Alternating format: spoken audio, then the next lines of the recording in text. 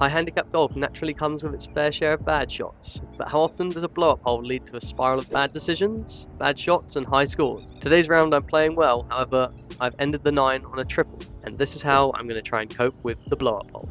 First things first, I'm going to stick with a 5-iron from the tee, as I found the deep rough to the sides is not a good place to be, and it's been working for me. And again, I've found the middle of the fairway.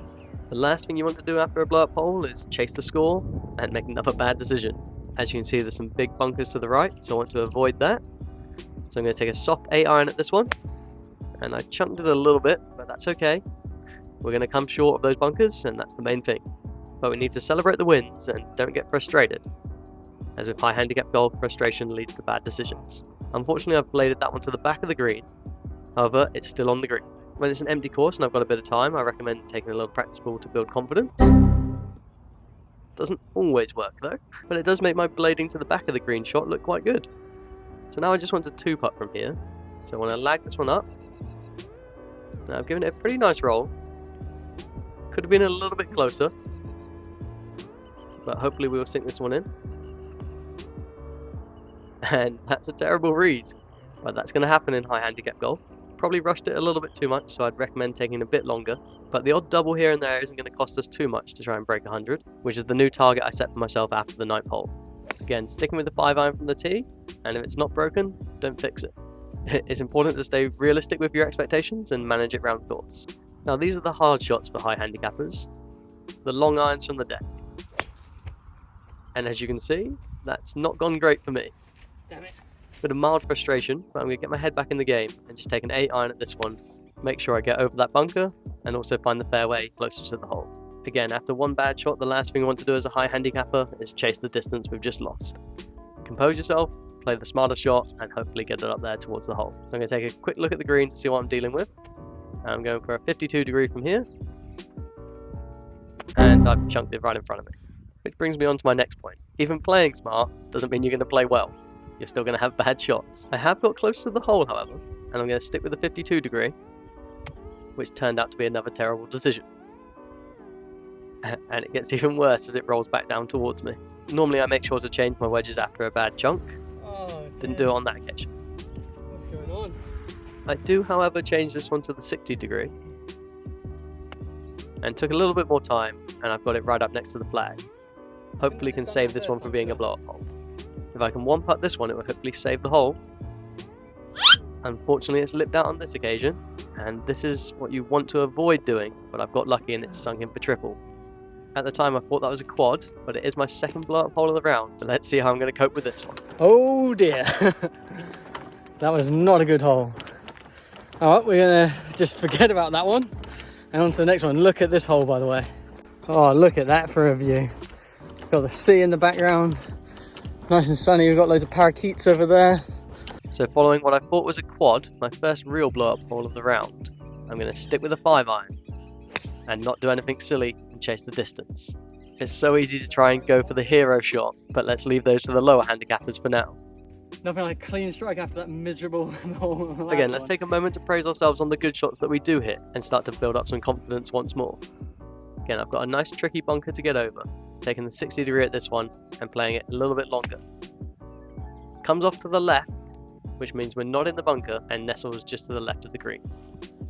Couldn't resist having to go with it. Again, when you've got the course to yourself as a high handicapper, I think you take every option to practice on the course. So this spherical bunker, I'm going to drop a ball in and give myself a go. And I've managed to flop that 60 degree up there very nicely. It's practice shots like this which will hopefully give you confidence further in the round, and also if you come across a bunker later on. But for a lot of us high handicappers, it's hard to practice these shots. So when you've got chance and it's not disturbing anyone, drop a ball and give it a go. And I managed to actually tap this one in for a cheeky putt with a 60 degree. Not that that's going to help anyone. Now I go to my actual ball, 52 in hand, and I chip it up halfway and roll it towards the pin. Roll out. Again, confidence at a high, Great hopefully distance. I can make this one for par. And all of a sudden that quad doesn't seem so bad. Sadly for us high handicappers, blow-up holes are going to happen. But as I just proved, you just need to play it smart and get back on track. The one thing worse than a bad golfer is a frustrated bad golfer. So back to the round, par 3 with loads of bunkers to the left. So the one thing I want to make sure is hit off to the right. When you've hit a couple of bad holes, you want to avoid pin hunting, especially as a high handicap. Play the percentages and avoid the hazard. I'm gonna have to get a move on. Running out of sunlight. Again, weigh up your options for shots. I could have putted this one, however the little drain covers to the right there was the line I needed to take, as this banks heavily down towards the left. So I'm going to try and chip this one with a 52, get it up the bank, which I've managed to do. However, I've landed it a little bit longer than I intended. But the main thing I wanted to avoid was coming short and rolling off down to the left of the green there. So now leaving myself a long putt for par. And it somehow managed to sneak right around the back of the hole. And that's very unfortunate not to go in, but we're going to drop it in for an easy bogey. And that was actually quite a good shot, so you know, it doesn't have to go in to be a good shot, just sometimes you get unlucky. Again, maintaining composure from the tee has been key for me this round, so I'm sticking with the 5-iron, wanting to make sure I try and find the fairway. And again, I found the left-hand side of the fairway with this one, and a little bit of a rush now because I'm running out of sunlight. So again, I'm going to cut myself a little bit more slack, you know, take my time over the ball where I can, but it is a bit of a rush. So taking the 6-iron at this one now, and unfortunately, but also fortunately, I've missed that bunker, but I've kind of shanked it off to the right there. Managed to find the ball in the rough, and this time I'm going to take a deep breath, compose myself a little bit more, and I'm going to play the 60-degree onto the centre of the green. Again, just want to be in the centre of the green, nothing fancy. And that's exactly where I put it. So again, there's probably going to be bunkers around there, new course, I'm not too sure. But I'm going to play where I know there isn't going to be a bunker, and that's the centre of the green. So now leaving myself with a long putt to try and save par. And I've given it a go, however this time it's gone a little bit too long. Should have maybe been a little bit more cautious there. However, it's rolled a little bit long because it's quite quick greens. But again, the smart play on the last shot to get on the green has left this for possibly worst case scenario being a double if I miss this one for bogey. Which unfortunately I do manage to miss, but it's a tap in for double. And again, we're just trying to break 100. I'm rushing around, so I'm cutting myself some slack here. Now onto another par 3. As you can see, there's bunkers to the left and to the right. However, down to the left is a cliff, so I want to stay to the right hand side, hopefully find the right side of the green. And unfortunately on this occasion we've found the bunker, but from what I could see that seemed to be the safe place to miss. Unfortunately, because it only just went in the bunker, I'm right next to the lip. And the green slopes down to the left and could go into the other bunker if I play this one wrong. So I'm playing the 60-degree out the bunker again, and get quite lucky that time as it just manages to get out, and in doing so it rolls down the hill, and it manages to stay onto the back of the green. So I think if I caught that any cleaner, it might have actually gone into the bunker or down the other side.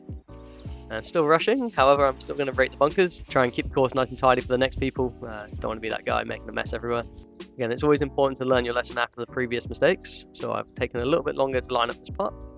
Had a good look at it, and this is a much safer shot towards the hole. Unfortunately, it's not gone in. It's going to be a simple tap in for bogey. And again, just taking that extra bit of time on the putt, as each shot counts as one at the end of the day. And that one even nearly missed itself. So got lucky there, but it did slip in for bogey. And thankfully we're playing the whites, as I would not want to try and clear that. Yeah, I do have to clear that distance, god damn it. Ran all the way across to have to run back. So wasted a good 200 metres worth of energy there, but composing myself with a 5-iron from the tee again. So I'm going to play what I can see in front of me, and just play the gap right there. Turns out I should have actually played it more to the right, however, not knowing the course, it's always good just to play across the gap, and the main thing is I didn't end up in the ocean.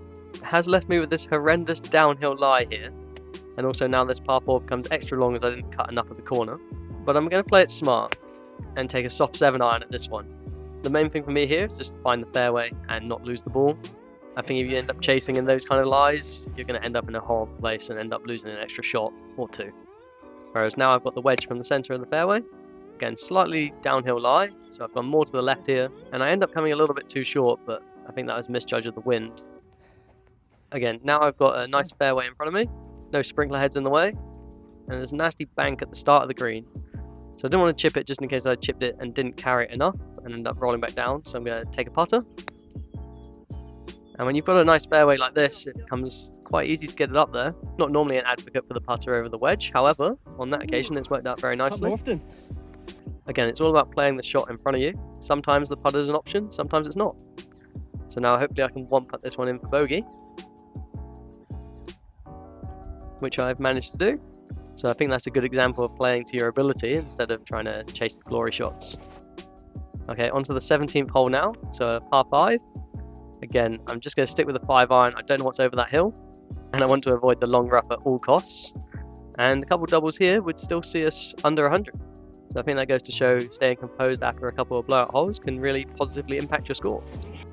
So this time I could see the bunkers on the right hand side, and I wanted to take the 5-iron once more. And again, that shot has not been good for me all day, but I've stuck at it, which is probably the wrong decision. No, I shouldn't have gone for that. You're not going to make the right decision all the time as you go around the golf course. I am going to make the right decision here and put the 5-iron away and just play a 7-iron over the bunkers. Ended up spinning it a little bit, but it has got across there. So playing this one more as a par 6 now instead of a par 5. And after having one bad shot on the hole, the last thing I want to do is have 2. That's when your scores can really start to rack up. So now wedge in hand again, slight downhill, so going to aim slightly to the left. However, this has come off to the right hand side and ends up hitting just to the left hand side of the bunker and ends up rolling in. We're in the bunker. Much to my disappointment. So it landed just where those sprinkler heads are and rolled in, and we find ourselves in the sand once more. So sticking with the 60 degree at this one. Again, just want to get this one out. And that one is close to rolling back in, but it is out. So let's celebrate that. Although I'm rushing, I still find I've got a bit of time to have a practice shot out of the bunker once more. Swing a bit harder at this one, and ends up being a pretty perfect shot for myself.